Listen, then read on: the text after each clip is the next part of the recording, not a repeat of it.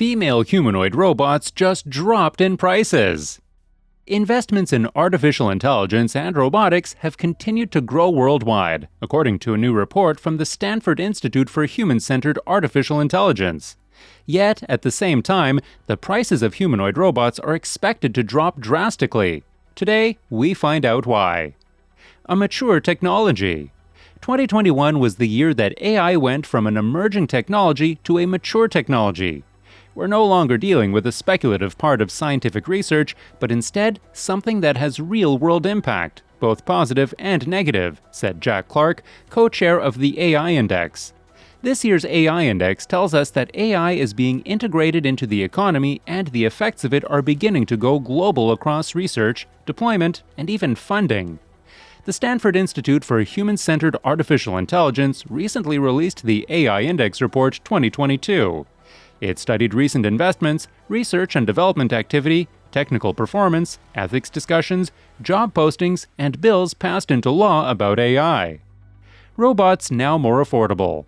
Stanford HAI also shared the results of an online survey conducted between December 2021 and February 2022, with 101 professors from 43 universities responding.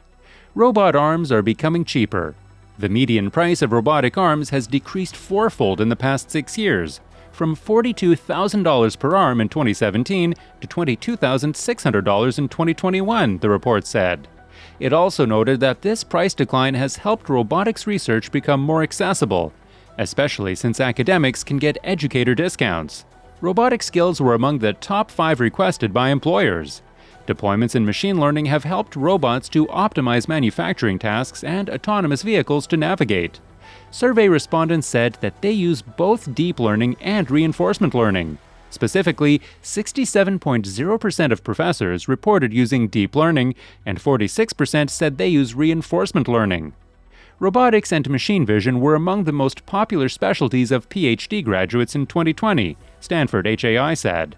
Other areas of interest included motion planning, the robot operating system, drives and motors, and simultaneous localization and mapping. AI investments continue to climb. Private investment in AI totaled about $93.5 billion in 2021, more than double the amount of investment in 2020. However, the number of newly funded AI businesses dropped from 1,051 companies in 2019 and 762 startups in 2020 to 746 companies in 2021. In 2020, there were 4 funding rounds worth $500 million or more. In 2021, there were 15, said the AI Index report. Top AI funding recipients included autonomous vehicle and data management companies Databricks, Beijing Horizon Robotics Technology, Oxbotica Limited, and Celonis. Improved AI capabilities. In 2021, the research community took more interest in computer vision subtasks, such as medical image segmentation and masked face identification. For example, only 3 research papers tested systems against the Cavassier-Seg medical imaging benchmark prior to 2020. 25 research papers did so in 2021. Such an increase suggests that AI research is moving towards more direct, real-world applications, the report said. It added that AI is approaching human performance levels in basic reading comprehension and abductive natural language inference, and work is continuing on more generalized abilities. This trend speaks to the future development of AI systems that can learn to think more broadly. Ethics concerns grow too. At the same time, the number of bills around AI that were passed into law grew from 1 in 2016 to 18 in 2021, with Spain, the UK, and the US each adopting 3. Discussions about bias and ethical use of AI mostly occurred in the Anglophone world, the study noted.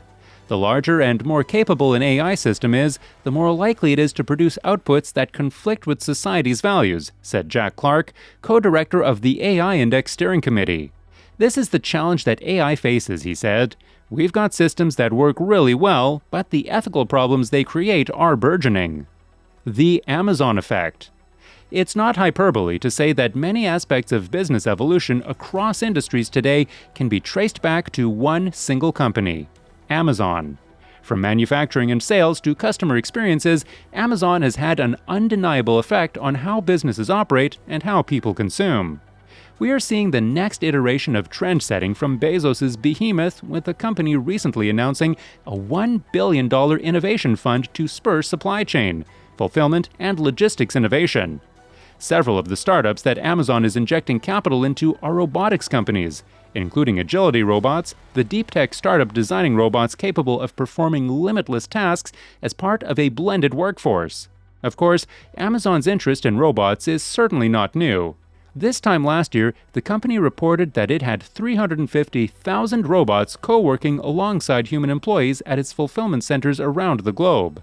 However, as they've done time and time again, this massive injection of capital and focus on robotics will likely set a new standard for companies across industries. As robots like Agility's Digit prove themselves to be beneficial to some of today's largest manufacturers, other organizations will follow suit, likely in droves, as they look to address some of the major challenges facing manufacturers today and keep up with the competition that will rise in parallel with the adoption of flexible robotics. Addressing labor shortages. Today, there are more than 11 million job openings in America, creating a widespread labor shortage that is stifling business. Manufacturing has been hit particularly hard, with the U.S. Department of Labor publishing a study that found there were 762,000 open manufacturing jobs in the United States in December of 2021. Those that are working in warehouses and logistics today find themselves facing increased strain as they work to keep up with demand, stocking, packing, moving, and so on. Tasks that are responsible for more than 200,000 injuries per year. To solve this complex labor puzzle, robots are needed to lift the burden of hard, manual labor, provide workforce flexibility, and enable people to focus on other priorities that are key to their organization's success. But single-purpose robots won't cut it. Their restrictions and infrastructure requirements add up, and it's simply not feasible to add them for the many functions needed in manufacturing today. Multi-purpose robots, such as humanoids, have the ability to work along humans and can be easily programmed with different tasks at different times without having to add equipment or workflows are imperative. But what about all the jobs that will be lost with these more human-like machines?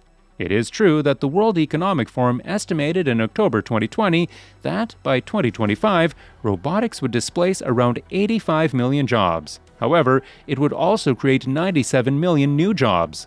In many cases, the jobs that robots have started to replace are the ones no worker wants.